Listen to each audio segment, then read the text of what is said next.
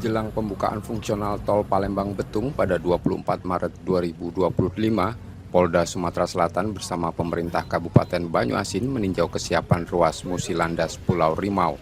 Kapolda Sumatera Selatan Irjen Andi Rian Jayadi menjelaskan tol ini akan menjadi alternatif untuk mengurai kemacetan di jalur arteri terutama dari Palembang menuju Banyuasin saat arus mudik Lebaran. Tol hanya diperuntukkan bagi kendaraan penumpang, mobil pribadi, serta angkutan barang kebutuhan pokok dan barang penting. Jam operasionalnya dibatasi dari pukul 7 hingga 17 waktu Indonesia bagian Barat. Sementara kendaraan dengan sumbu lebih dari 3 akan diarahkan ke jalur nasional khusus. Sejumlah persiapan juga dilakukan seperti pemasakan rambu penunjuk jalan karena masih minimnya marka, serta penempatan 2 pos pengamanan di akses masuk dan keluar tol. Jalur yang dapat digunakan sepanjang 27 km dari total 33 km, sedangkan sisanya masih berupa jalan tanah.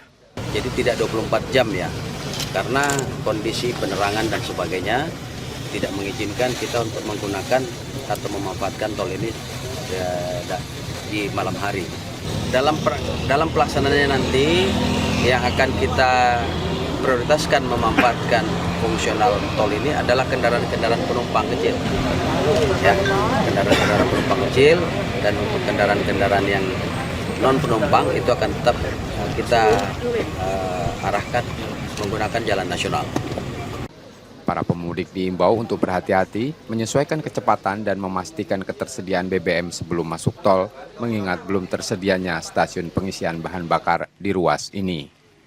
Reski Oktora, Muklas Diferensial, Kompas TV, Banyuasin, Sumatera Selatan.